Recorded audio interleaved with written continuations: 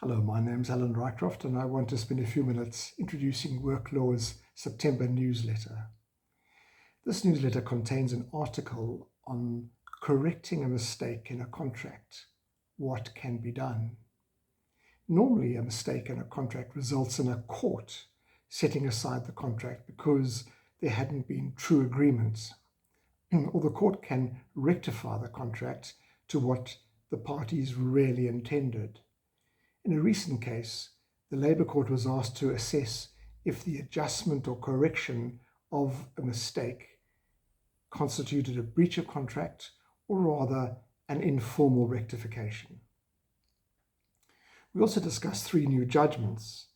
In the first case, the issue was whether there was procedural unfairness which impacted on substantive unfairness. In this case, the employer manufactured unsubstantiated reasons for a proposed retrenchment.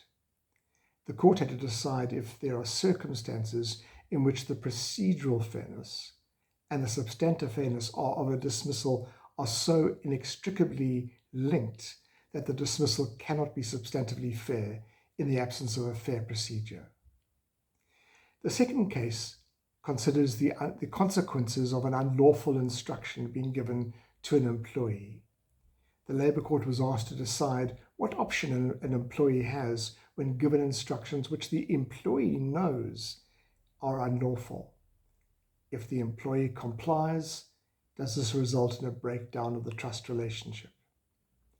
In the third case, the Labour Court had to decide if there are any limitations in Section 73A of the Basic Conditions of Employment Act, which gives the CCMA jurisdiction for disputes concerning the failure to pay any amount owing to an employee arising out of the contract of employment. So we look at four quite separate issues, which I hope that you will find interesting.